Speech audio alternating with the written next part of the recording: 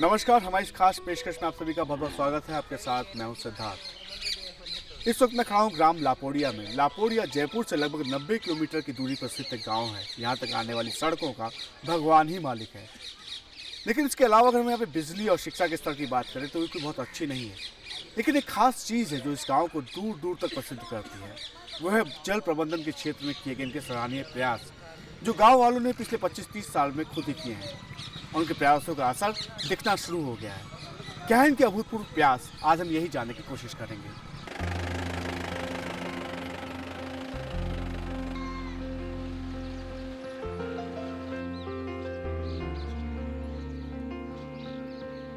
राजस्थान की भौगोलिक परिस्थितियां ही कुछ ऐसी हैं कि उसे हमेशा से पानी की किल्लत का सामना करना पड़ा है। सिर पर पानी लादकर गांव से मीलों दूर आना यहां के लिए कोई नई बात नहीं है। भौगोलिक क्षेत्रफल के लिहाज से राजस्थान सबसे बड़ा राज्य है, जिसमें देश के कुल क्षेत्रफल का लगभग 10% हिस्सा आता है। लेकिन विडंबना ये है कि देश के कुल स्रोतों का लगभग 1% पानी ही इसे नसीब है, जिसके कारण 33 जिलों में से 26 पर अक्सर सूखे की स्थिति बनी रहती है। लेकिन इन कठिन और भयानक परिस्थितियों में भी कुछ इलाके ऐसे हैं जो उम्मीद की किरणों से लोगों को रास्ता दिखा रहे हैं। लापोड़िया गांव विषम भौगोलिक परिस्थितियों में भी रेतीली जमीन पर लहलहाते खेतों का असंभव सा लगने वाला दृश्य रचता है। इसके साथ ही आसान और देसी उपायों से जल संरक्षण का समाधान भी सुझाता है।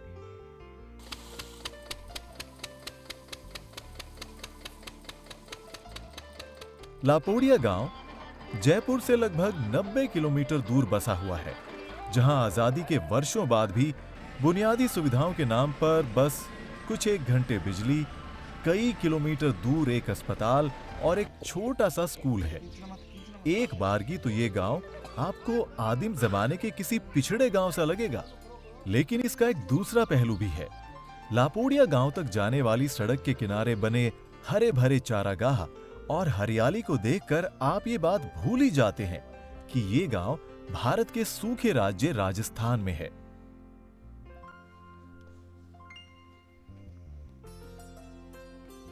गांव में प्रवेश करने पर आपका स्वागत साफ पानी के तालाबों, दूर दूर तक फैले हरे भरे खेतों, हरे भरे मैदानों में चरते पशुओं और रंग बिरंगे चहचहाते पक्षियों के सुरीले कलरव से होता है।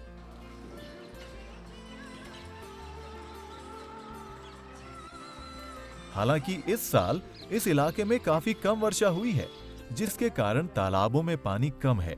लेकिन गांव वालों ने अपने प्रयासों से काफी सारा पानी धरती के अंदर सहेज कर रखा है, जिससे उन्हें आने वाले काफी समय तक सूखे या अकाल की स्थिति का सामना नहीं करना पड़ेगा। और यही वजह है कि गांव के लोग काफी निश्चिंत हैं। लोगों के पास न खाना था, न तालाब, न पानी। परिस्थितियां बहुत अच्छी नहीं थी। हालांकि ऐसे हालात आज भी हैं राजस्थान के कुछ एक दूसरे गांवों में। लेकिन ऐसे समय में गांव वालों की एकजुटता और मेहनत ने न्यूनतम जल स्तर और प्रतिकूल भौगोलिक परिस्थितियों में भी रेतीली जमीन पर लहलहाते खेतों की असंभव सी तस्वीर रच डाली। साथ ही जल संरक्षण के सरल और देसी समाधान भी सुझाए। अकालग्रस्त क्षेत्र की बंजर जमीन को रेगिस्तानी माहौल के बीच भी उपजाऊ और हरा भरा रखने के लिए लक्ष्मण सिंह को सालों संघर्ष करना पड़ा। जैसा कि हम बता चुके हैं, गांव के हालात पहले अच्छे नहीं थे और गांव से लोगों का पलायन जारी था। 30 बरस पहले यहाँ पे काफी सूखा था। तालाब भी सूखे थे तो कुएं भी सूखे थे।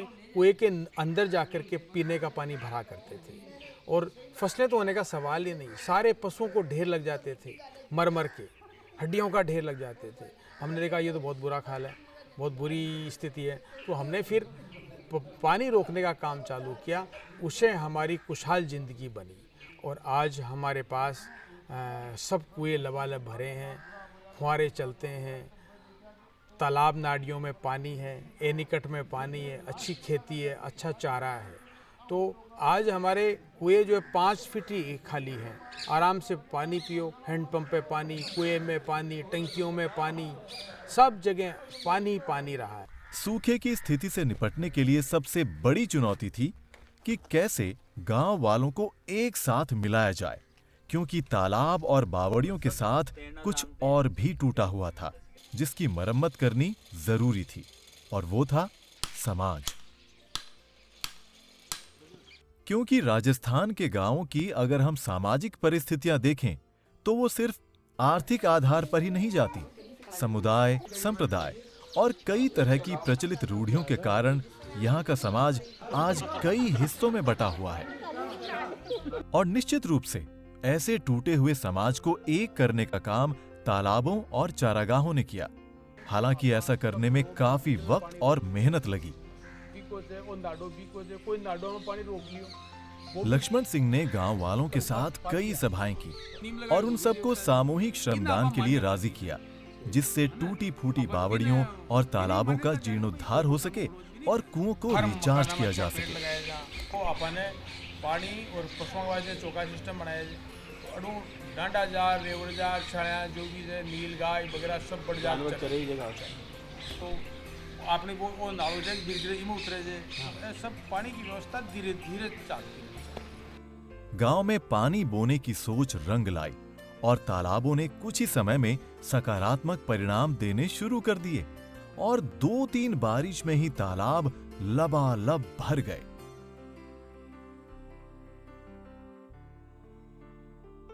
लेकिन सूखे के खिलाफ ये जीत अधूरी थी, क्योंकि पूरी लड़ाई लड़नी अभी बाकी थी। हम आपको ये बता देना चाहेंगे कि तालाब तकनीक सिर्फ उन इलाकों में 100% कामयाब हो सकती है जहां पर्याप्त बारिश होती हो और तालाब लबालब भर सकें। लेकिन राजस्थान में औसत सालाना बारिश सिर्फ 200 से लेकर 250 मिलीमीटर है, जो राष्ट्रीय औसत से कहीं कम है। दूसरा, दिन में तालाबों का पानी तेजी से वाष्पीभूत होकर उड़ जाता है। उसका भी समाधान खोजना अभी बाकी था। लापोड़िया में 3 तरह के तालाबों का निर्माण किया गया: देवसागर, अन्न सागर और फूल सागर। ये 3 नाम तालाबों को दिए गए जिनका अलग अलग उपयोग होना था। लापोड़िया गांव में कुछ ऐसे तालाब बनाए गए जो जैसे उनके काम थे वैसा ही उनका नाम रखा गया, तो कि इससे अनाज पैदा होना चाहिए। अनाज माने जो गेहूँ जो फसलें हैं वो, तो अन्न सागर नाम रखा गया। और ये तय किया गया है कि अन्न सागर में जितना भी पानी आएगा वो फसलों के लिए होगा। देव सागर का मतलब है भगवान का तालाब, जो उसमें पानी भरेगा वो ज़मीन में जाएगा ग्राउंड वाटर के लिए, और उस तालाब के किनारे मंदिर बनेंगे, छतरियाँ बनेगी। तो हमने बनाई। एक तालाब है फूल सागर। फूल सागर का नाम इसलिए रखा कि गांव को पूरा हरा भरा कराने के लिए फूल खिलने हैं। तो 2 तरह फूल खिलते हैं, एक तो ग्राउंड वाटर ऊपर हो तो पूरी परत में फूल खिलते हैं, पेड़ आते हैं तो फूल खिलते हैं, फसलें आती है तो फूल खिलते हैं, और कुछ फूल भी लगाए जाते हैं। तो फूल सागर नाम रखा गया। इन तालाबों के निर्माण के पीछे दरअसल जो सोच है वो पूरी तरह से प्रकृति के जीवन चक्र पर आधारित है। इस गांव की हरियाली के पीछे भी यही प्रकृति चक्र काम कर रहा है। दिन में जो पानी गीली मिट्टी और तालाबों से भाप बनकर उड़ता है, वो हर रात वापस मिट्टी में ओस की तरह मिल जाता है।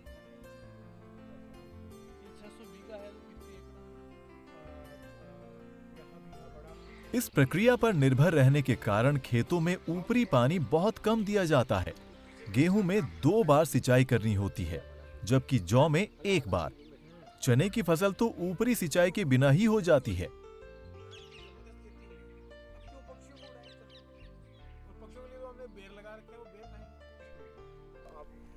अन्न सागर तालाब करीब 2 किलोमीटर लंबा है, जिसके चलते गांव के ज्यादातर खेतों की सिंचाई आराम से हो जाती है। इसके अलावा यहाँ पर पक्के तालाबों का भी निर्माण किया गया है, जो तल से लेकर ऊपर तक सीमेंट से बने हुए हैं। इस तालाब का पानी जमीन में तो नहीं रिसता और लंबे समय तक खेतों की सिंचाई करने में भी सक्षम होता है। ये 10 लाख में बन जाता है पहले, जब ये बना था 3 साल पहले। और यहाँ चूँकि पानी खारा होता है इसलिए इसकी बहुत ज़रूरत है। ये 40 बाई 40 मीटर का बना हुआ है और इसमें करीबन फसल के आधार पे वैसे तो सिंचाई होती है, लेकिन जैसे चने हैं जिस फसल में एक पानी देना होता है, तो ये करीबन 25-30 बीघा पिलाई कर देता है स्प्रिंकलर से। और हम यहाँ पे ज़्यादातर कम पानी की ही फसल बोते हैं, जहाँ से कि अच्छी पैदावार हो जाए, अच्छा पानी दे दें। ज़्यादा पानी लेने वाली फसलें हम नहीं बोते, हमारे ये सिस्टम में नहीं आता है, क्योंकि यहाँ का पानी ख़राब है। और इससे एक बार पानी देने से ये आप मानिए कि जस्ट दुगना 2.5 गुना पैदावार हो जाती है। अकाल में भी थोड़ी बहुत बारिश हो जाती है तो ये पक्का बनता है, तो इसमें पानी रुक जाता है। तो ये मान लो कि काफ़ी एक परिवार के लिए काफ़ी सफिशिएंट हो जाता है अकाल जैसी इस कंडीशन में भी, तो ये काफ़ी उपयोगी है। बारिश हुए एक लंबा अरसा गुजर चुका है, करीब 6 महीने, लेकिन अगली फसल की बुआई में भी इस पक्के तालाब का पानी अहम साबित होगा। इन तालाबों के अलावा एक और अहम कारगर उपाय किया गया, जिससे पानी का भंडारण और खेतों की सिंचाई की उचित व्यवस्था हो सके। लापोड़िया इसके आसपास के गांवों की किस्मत संवारने के लिए, पानी बचाने के लिए बहुत से तरीकों का इजाद किया गया है। जो तरीके इन्होंने खुद इजाद किए हैं, उन्हीं में से एक है एनीकट। एनीकट दरअसल पानी बचाने की एक ऐसी संरचना है जिसमें बरसाती नाले को लगभग रोक दिया जाता है। मेरे पीछे जो आप ये नाला देख रहे हैं, 1.5 किलोमीटर लंबा नाला है, इसको यहाँ पे ला करके रोक दिया गया है। इससे आसपास के 700 एकड़ खेतों की सिंचाई बड़ी ही आसानी से हो जाती है, जिससे लगभग 50 किसान लाभान्वित होते हैं। इसके अलावा बड़ी संख्या में यहाँ पे से कुएं भी रिचार्ज हो गए हैं, जिससे लगभग 100-150 किसान और भी लाभान्वित हुए हैं। उनके अपने भी खेतों में उन कुओं से सिंचाई हो जाती है ना। बहुत ही अच्छी तकनीक अपने खेतों तक पानी पहुंचाने की। एनीकट दरअसल बरसाती नालों के पानी को रोककर उसका इस्तेमाल करने की विधि है। इन नालों की लंबाई काफी होती है, लेकिन गांव या खेतों की अंतिम सीमा के आसपास इन नालों का मुंह बंद कर दिया जाता है।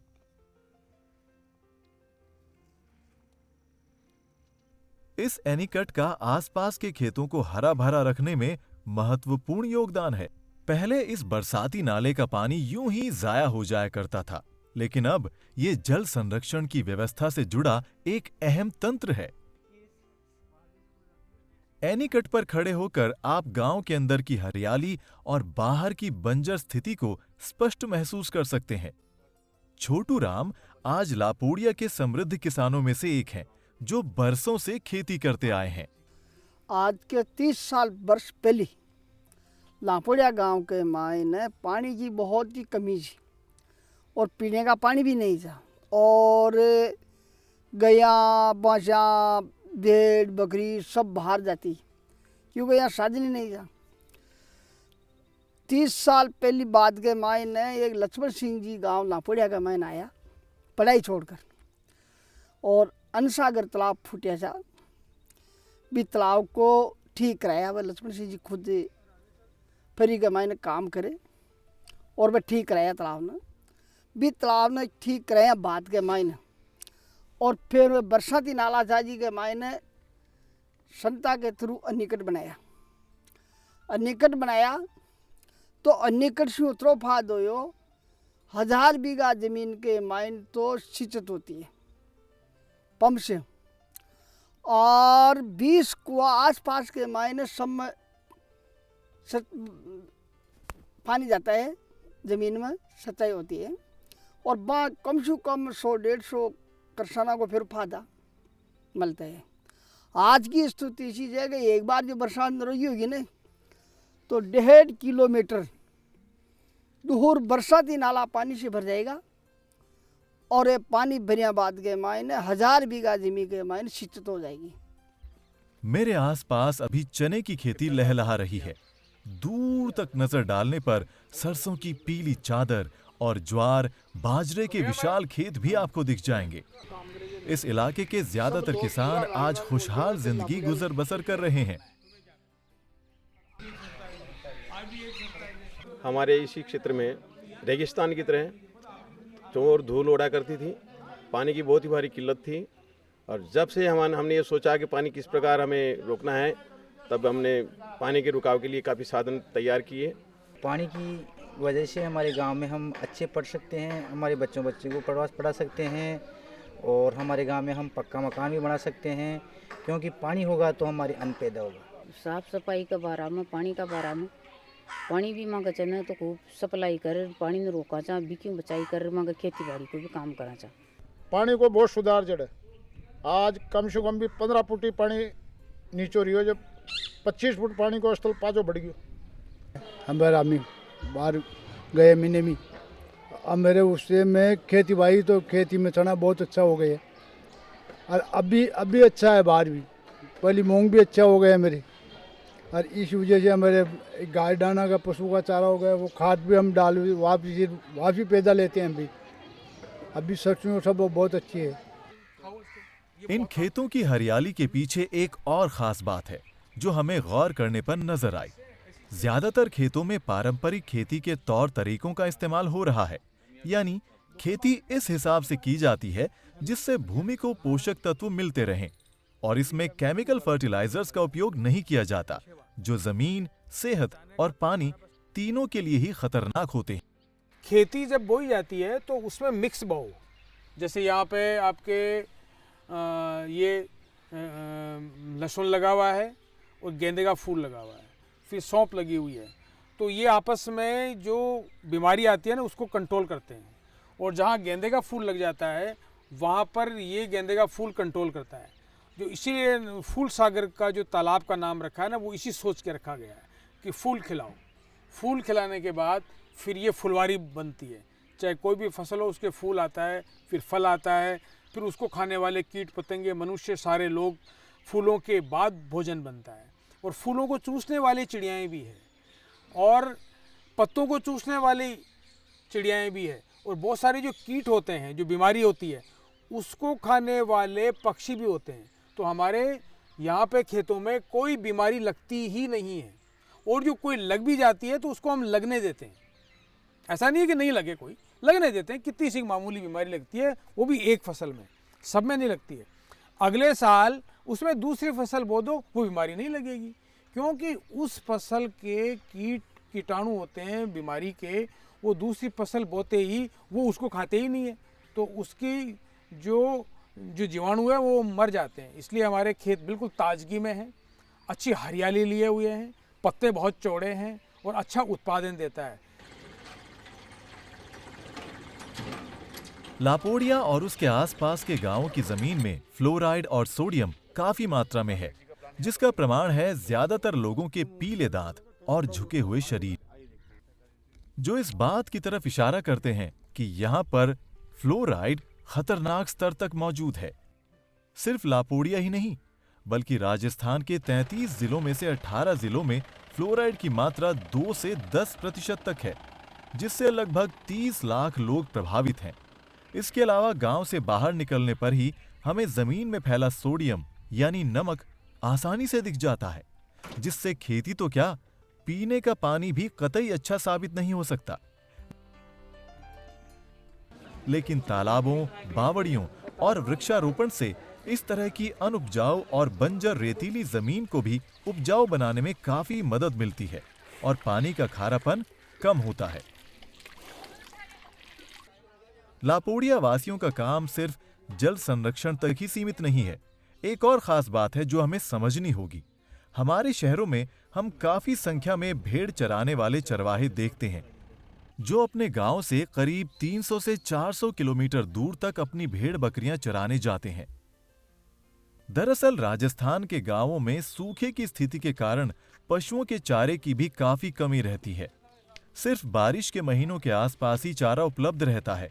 इसके बाद उन्हें सपरिवार गांव, घर, खेत सब कुछ छोड़कर 5 से 6 महीनों तक बंजारों वाली स्थिति में भटकना पड़ता है, अपनी रोजी रोटी और पशुओं के चारे की खातिर। आप खुद ही अंदाजा लगा सकते हैं कि 21वीं सदी में इस तरह की आदिम जिंदगी जीना कैसा लगता होगा। और इनके बच्चों की शिक्षा की बात, वो तो आप भूल ही जाइए। लेकिन गांव वालों के प्रयासों ने इन चरवाहों की जिंदगी पर भी बहुत सकारात्मक असर डाला है और आज ये बहुत ही खुशहाल जिंदगी जी रहे हैं। मवेशी चराते, भेड़ बकरी। मवेशी रहता है। हाँ, मवेशी। कब से मवेशी का काम शुरू कर रहे हैं? ये तो मेरी पूरी खानदान शू कर रही और ज़्यादा MP UP इधर भी घूमता रहते पहले तो, और अब से मेरे यहाँ चराखा गाँव है ना संताई तरफ हूँ, वो चौका करा दिया। तो वो चौका करावा से अब बरसात हो जाती थी, बहुत घास हो जाती, तो अब मेरे 2-3 वर्ष तक तो एक बार जमाने यूँ मेरे मुसीबत नहीं आती, ये गांव में डोला लेती, और ये वर्षा ही नहीं तो फिर जाने UP MP में जाती। MP UP आप लोग जाते थे तो कुल कितना वक्त लग जाता था? क्या पूरे का पूरा गांव उठ करके आप लोग चले जाते थे कि अकेले आप? नहीं, ऐसे 10 20 40 50 100 आदमी जो पूरा रास्ता दायरेगा इकट्ठा हो गया और फिर चल जाती, और 4-6 महीना 8 महीना ऐसे 12 घूमती रहती, और फिर चौमासा लगती है पाँच आ जाती। तो इतने महीने गांव से दूर रहते थे, बाहर तो दिक्कत नहीं आती आप लोगों को? अब दिक्कत तो बिल्कुल हुई है, 12 रहे तो दिक्कत, अब शान की मौसम में 12 रहे तो दिक्कत हुई है, और आंधी आवे बरकार का आवे, ओला पड़ जाओ, बहुत परेशानी आवे, पर क्या करें, कौन सा घर में जाना। तो चरगाह बनने के बाद जो बने हैं चरगाह पे जो बने हैं, किस तरह का बदलाव देखते हैं जिंदगी के अंदर? मतलब ये चौका बने बाद में फिर तो मेरे दवाई मुसीबत नहीं आई है, कब जमानों नहीं होती ना, जब भी जाती है, नहीं तरह मेरे खूब घास हो जाती और बिचरा का गमाई ने खूब आनंद हो जाती। गांवों में आज चारे के ढेर हैं, चारा बिखरा पड़ा है, स्वतंत्र रूप से कोई भी पशु इन्हें खा सकता है, कोई रोक टोक नहीं है। लेकिन इतना चारा आखिरकार आया कहां से? शायद आप भी यही सोच रहे होंगे। गांव वालों ने सामूहिक रूप से बहुत सारी जमीनों को सामूहिक घोषित किया हुआ है, जिसमें चौका पद्धति से पानी को रोककर चारागाहों का निर्माण किया गया है। आखिर क्या है चौका पद्धति का सिद्धांत? हाँ, हमने ये किया कि ये हमारा 600 बीघा चरागा है, उधर से शुरू होता है पूरा यूं मिला करके, और इस तरफ तक पूरा ये आगे तक पूरा चरागा है, ये 600 बीघा है। तो ये क्या है कि इसमें 2-3% जमीन में ढाल था, तो बरसात का पानी बह करके और निकल जाता था, तो यहाँ न घास होती थी और न यहाँ कोई झाड़ियाँ वगैरह थी, ये सब धीरे धीरे लुप्त हो रहे थे। तो फिर हम लोगों ने ये कोशिश की कि यहाँ ढलान के विपरीत दिशा में हम लोगों ने बरसात के मौसम में घूमे, गर्मियों में घूमे, लक्ष्मण सिंह जी और हम सब लोगों ने घूम के देखा, पंचायत के लोगों को भी साथ में लिया, और ये देखा कि इसमें बरसात का पानी कैसे रुके, और बरसात के पानी को रोकने के लिए हम लोगों ने एक पद्धति को जन्म दिया जिसका नाम है चौका सिस्टम। इसमें मेन बंड है और 2 साइड बंड है, और ये लगभग 4-5 बीघा जमीन का एक टुकड़ा है। ऐसे क्रमबद्ध हम लोगों ने, जैसे इस तरफ ये चौके बने हुए हैं, वो ये चौका है, उसके आगे चौका है, उसके आगे और चौका है, इधर भी देखेंगे तो क्रमबद्ध पूरे चौके बनाए हुए हैं, और बीच में ये एक नाला है जिससे दोनों साइड के चौकों का ओवरफ्लो होकर के और पानी एक नाड़ी में चला जाता है। तो यहाँ मेन चौके पे 8 इंची पानी भरता है, और यहाँ जीरो पे स्लोप होकर के छिछला पानी यहाँ रहता है। तो यहाँ नमी बढ़ रही है, और इससे बहुत सारी घास वगैरह आ रही है, धामन घास है, यहाँ कई करड़ है, कई तरह की नई नई घासें यहाँ आ गई है।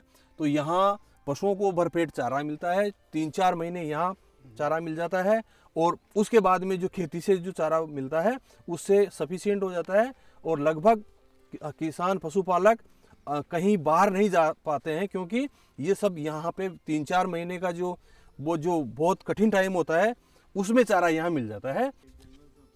दूर दूर तक चारागाहों में हर किस्म का चारा है।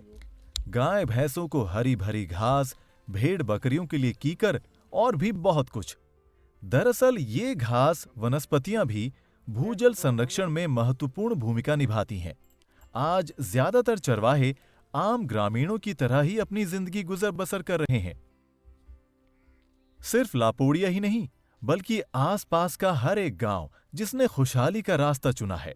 ये चौका सिस्टम करवाया तो ये पानी रुकने लग गया, हर तरह की घास और ये होने लगी, पेड़ पौधे लगवाए जिनसे हमारी बकरियां के लिए वो हो गए, और हमको बड़ा फ़ायदा हो रहा है। और अच्छी अच्छी घासें, पहले तो एक ही घास थी, अब अनेक प्रकार की घासें, अनेक प्रकार के बीज ला के ये छांटने से हमारे पशु पहले महीने 2 महीने रहते, हमारे अब हर साल भर चरते हैं, हर मौसम में चर लेते हैं। मेरे पीछे आप ये जो विशाल सा मैदान देख रहे हैं, दरअसल बहुत बड़ा चारागाह है जिन पर 5000 किसानों की आजीविका टिकी हुई है। यहाँ पे बड़ी संख्या में छोटे छोटे चौकों का निर्माण किया गया है ताकि बड़ी संख्या में वनस्पतियाँ, कीकर, बबूल और जो दूसरी वनस्पतियाँ उग सकें, जो यहाँ के मवेशियों का चारा है। और मवेशियों पर इन किसानों की उम्मीदें, आस और इनकी आजीविका टिकी हुई है। सिर्फ आजीविका ही नहीं बल्कि इनसे जो मिलने वाली लकड़ी है उनसे इनके चूल्हे भी जलते हैं। ये बहुत ही परफेक्ट उदाहरण है पूरे देश के लिए कैसे इन्होंने खुद के अपने प्रयोगों से अपने गांव की दिशा बदल दी है।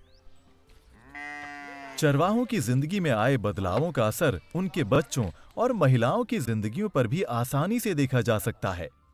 पहले दूर जाते थे पेड़ लेके आदमी, काम की ताकत ज़्यादा रहती थी, तो अब दूर से क्या गाँवों में संस्था से या पंचायत से चरागाह बन गया, चौक पर दीवार खच गई तो यही चरागाह हो गया। तो यही नज़दीक से हम प्रेम से ज़िंदगी बिताने लगे और खान पीने में अच्छा लगा, चारा की कमी हो गई व्यवस्था। तो अब पहले बच्चों को पढ़ाई में काम के अंदर यहीं रोकते थे, तो अब क्या हुआ कि काम कम हो गया तो बच्चों को स्कूल में डालने लगे, तो काम की वजह से सब यहाँ होने। गांव में चारे और पानी के स्तर में हुई वृद्धि का सीधा असर पड़ा है दूध उत्पादन पर।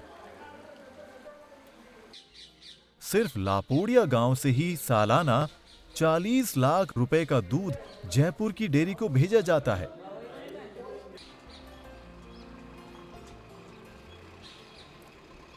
गांव में हुए इस आश्चर्यजनक बदलाव और चौका सिस्टम को समझने के लिए अब विदेशों से भी शोधार्थी यहां पर आते हैं, जिससे वो दुनिया भर में इसका प्रचार प्रसार कर सकें। The Chuka system is a very traditional system. It's based completely on earthworks and working with nature, not against it. And it's one of the most cost-effective ways to basically preserve water and groundwater. This irrigation method is brilliant in many different ways. And it also is a method that is applicable to poor communities, not wealthy communities. यहाँ पर हर घर में बारिश के पानी को संरक्षित करने के लिए टैंक बने हुए हैं, जिससे इनका गुजारा अगले 3-4 महीनों तक बड़े आराम से हो जाता है।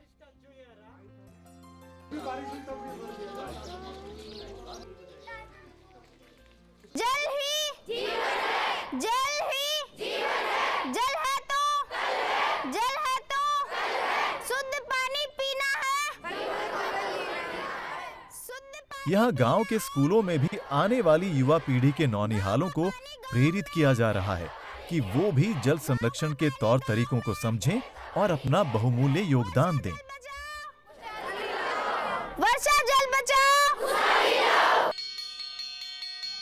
मैं आज के बाद सार्वजनिक स्थलों से बड़ पीपल तीज त्योहार पर सभी गांव वाले एक स्थान पर इकट्ठा होकर प्रण करते हैं कि हम सब मिलकर प्रकृति के कण कण की रक्षा करेंगे। ये अपने आप में बहुत ही रोचक और अनोखी अनुभूति है। प्रकृति के साथ अपने रिश्तों को प्रगाढ़ करने के लिए भला इससे बेहतर मौका और कौन सा हो सकता है।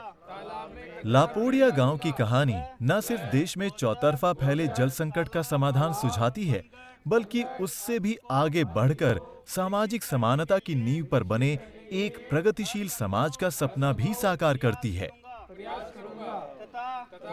गांव वालों के सामूहिक निर्णय को मानूंगा। लापोड़िया और इसके आसपास के गांव ग्राम स्वराज के सपने को, महात्मा गांधी का जो सपना था उसको साकार करने से प्रतीत होते हैं। ये गांव आज आत्मनिर्भर हर क्षेत्र में अन्न, दूध, दही और फसलों के मामले में ही नहीं बल्कि पानी के क्षेत्र में भी पर्याप्त भंडार है। जबकि ये जो राज्य है सूखाग्रस्त राज्यों की श्रेणी में आता है। सिर्फ 200 मिलीमीटर बारिश होती है साल भर में, जो राष्ट्रीय औसत से कहीं कम है। ये सब संभव हुआ यहाँ के किसानों की एकजुटता, मेहनत और लगन के कारण थी, और लक्ष्मण सिंह जैसे कुछ अनुभवी दूरदर्शी व्यक्ति के कारण, जिनकी अगुवाई ने इस गांव में तरक्की की। इसके अलावा और जो खास बात हमें देखने को मिली कि जो गांव जो भाईचारे के साथ वन्य जीव के प्रति भी एक सकारात्मक रुख रखता है।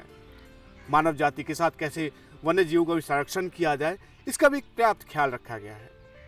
उम्मीद की जानी चाहिए कि देश के और जो गांव हैं, जो बाकी जो भारतीय गांव हैं, वो इनसे प्रेरणा लेंगे, सबक लेंगे। आज हमारे कार्यक्रम में बस इतना ही। नमस्कार।